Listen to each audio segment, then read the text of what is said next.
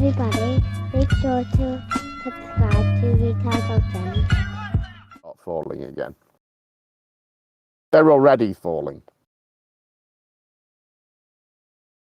They're probably still growing, but they're also falling. The reason Flat Earth took a boost is because of the pandemic. That took a lot of people to the opening of the conspiracy rabbit hole, and some of them went down it, some further than others, but many of those people will recover. Predictive programming. Because the pandemic's over, the horror of that has happened. Many of them will have to go back to work, or will have gone back to work, and will, eventually it'll fade away. I've seen loads of adverts, Jim, that if you invest €100 or pounds in the electronics, GTP or whatever, that within a week you'll be getting thousands back. Why would you not do that? Why would not every stockbroker or investor rely now on the AI? They do. They all do rely on AI. What's stopping everyone then, Jim? Because they have very, very advanced, very specialist AI, which is has the best connections to stock markets. This is gambling, Jim. We're in the belly of the beast. Yeah. They have AIs, computer systems that will generate, like 150,000 share trades in a matter of seconds, in like 5-10 seconds or something like that. But if you're serious, they could only gain a few dollars each on each of them, but because there's so many of them that it adds up to a lot of money. How does the pandemic have? Then you'll direct it to focus on certain areas. Go ahead. Let me ask Jim Panda. How does I was just listening. How does the pandemic have to do anything with flat earthers? Yeah, it's not because it took people away from what they normally do, and it put them in front of their computers, and then it scared the shit out of them with some complicated problem that they on their own couldn't figure out an answer to. And so they went looking for simple solutions to complex problems on the internet, and they found them in Conspiratardia. That's what Conspiratardia does, is it generates simple solutions to complex problems. Got cancer? Drink a lot of orange juice. It'll go away. Piss, yeah. Is there a citation for this though, or is it just That's even better, like, Jim. Cancer, drink piss. I don't see how the pandemic has anything to do with flat Earth. Theorists. I don't need citations from elsewhere. What you're actually saying is true, Panda, though. What you're actually saying is true, and I mentioned it many times. The flat earther in general, is that Old Glory or Kikuchi? Kikuchi, shit, man. Okay. Yeah, what you're actually saying is true, because I mentioned it many times. The flat earther in general reverts back to animalistic tendencies as they apply their mind to the greater setting. We're on a stationary earth because we can't feel any motion. We're on a flat earth because we can't detect any curvature on a local glass of water, a local swimming pool, local lake.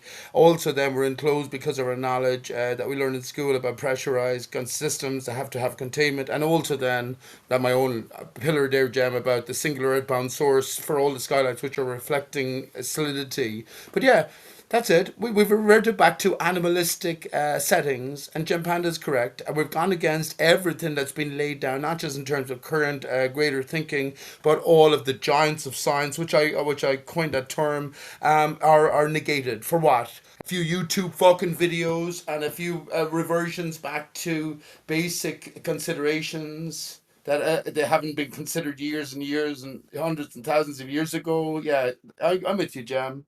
With you.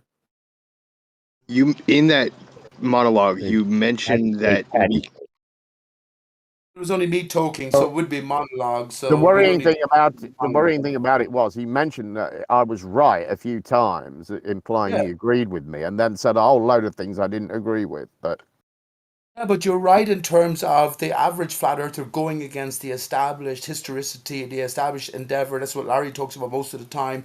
And that's what I talk about then Right, but that diminishing in a isn't sense. really The average flat wasn't earther, my when they revert back to animalistic considerations, I'm not on a surface that's that moving. wasn't I'm not on a really surface. wasn't my Oh, point. yeah. If you derive that from what I said, then you misunderstood what I said. So I what's just the don't big understand idea? how the pandemic is connected because there were flat earthers before the pandemic, right? Right. It's not my flat Earth. But help me. It didn't require a pandemic for there to be flat earthers. It required a pandemic for there to be more flat earthers.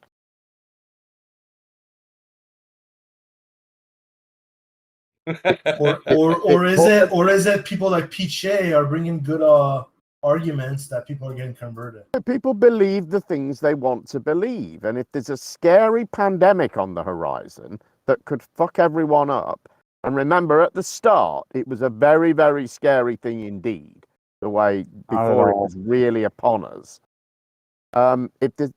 What people do is they want a solution to that.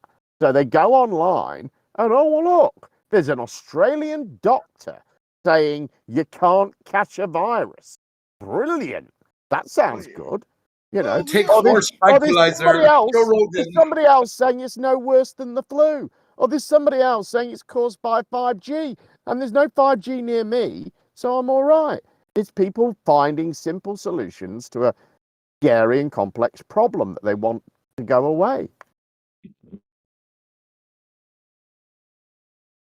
But here's the thing, right? That from my understanding from Whitson and all these guys, the 2015, 2016, those are the 2 years where flat Earth like blew up, right? Right. Well, there was no pandemic then, so how did that happen? Because there are still conspiracy theorists in the world. The pandemic just created a lot of new ones. So there was, I think the source is a fake website where there were like people claiming, like the Flat Earth Society, right? And they had like a Twitter account, and there was this famous tweet where there are flat earthers around the globe. Right. And I think it got a lot of attention, and then people recognized that it got a lot of attention. So they leaned into the meme, and from like trolls, real flat earthers spawned, and they were very funny, right? Because they're real flat earthers, right? People believing stupid stuff is funny. And then, yeah, then it spread. There was already lots of conspiracy theorists hanging around, just waiting for something like flat Earth. And I think for most of them, I think they didn't suddenly become flat earthers. I think it grew on them. And if you look, its roots are in, NASA debunking and stuff like that. It's people looking at NASA stuff and going, oh, look, this little fade makes it fake, and all of the stuff that the flat earthers do. And I think it's really, there was a lot of people already doing that sort of thing, there were already lots of 9/11ers, right? These were established ideas, and flat Earth just sort of tapped into that. That was, it was just a thing that was already there. But I think that people believe in conspiracy theories. I mean, it's not all for the same reason, but many of them, I think, end up in conspiracies for the same reason, because they experience some traumatic life event, like the end of a relationship or the death of a parent, or the business goes under or something like that, and they get the feeling of losing control over their life. I've had this feeling myself when my marriage ended. It's one day you're tripping along, you've got a lovely house in the suburbs and 2 kids, and everything seems fine and dandy, and then all of a sudden all of it's at stake, and you're about to lose it all, and you think to yourself, what the fuck happened? I thought I got it all under control, and now it seems I don't control any of it. And so believing in conspiracy theories is a way of reasserting control over these sorts of or feeling like you're reasserting control over these sorts of situations. How did you deal with that trauma, Jam? Did you go into denying all conspiracies ever, even though it's conspiracy that caused you to lose your house, your children, your livelihood? I looked at horoscopes a lot and things like that. You know, I would have the radio on in the car, and a particular song would come on, and I would, you know, listen to the words. It'd be some crappy pop song, but you know, when you listen to the words, some of them are quite poignant, believe it or not. You know, but I would think I would have the idea that this was sending me a message in some way. You know, that this was some sort of the universe speaking to me in some way. You know. When did you shake out of that fog? After you Sorry? lost everything? When did you shake yourself out of that fog? Was it after you lost everything? During you lost everything? I don't think. I don't think I have yet. I think I'm still in that. I'll be your friend, Jam, fellow king, king of Era to king of England. Let's make peace. I'll be your friend. But anyway, I think this is one of the things that gets people believing in conspiracy theories. It gives them a feeling of control over reality, in that random bad things aren't happening anymore. They're all being controlled. There aren't random bad things now. They're all part of some big play that's being laid on. And you know, if you're insignificant and not part of it, it isn't going to involve you. Well, what are you otherwise, Jam? How do you decide what you are otherwise? Do you accept the official story that you're living on a ball? You're just nothing really in relation to anyone or anything else in the greater. Pretty much. That is the sad truth of it. Well, you have to be something to yourself then, Jam. Everyone who came from you didn't say to myself. You said to everyone else, and in the greater scheme of things, the vast majority of us are insignificant, aren't we? No, Jim, I'm not. I don't think so. But you aren't insignificant as a person, because you're significant to your family and your friends, and your personal achievements are significant to you. Memories, yeah. The things, your actions have some sort of significance and effect to people around you. So you're not insignificant as a person, but in the greater scheme of things, as a human being, I'm afraid that you are, and so am I. If you become some great world leader, for instance, if you create some, you know, world-changing invention, if you have some great talent that many people get to enjoy, then you're less insignificant. But most of us don't achieve those things, do we? Most of us have reasonably mundane lives that are significant to the people around us, but the humanity as a whole are not significant. Hey, what's your... At the end of the day, you have to decide. Let me ask Jesse a question. Yeah, 1 second before you do, let me just answer Jem briefly. Jem, you have to decide then before you do, if you accept this as a core truth.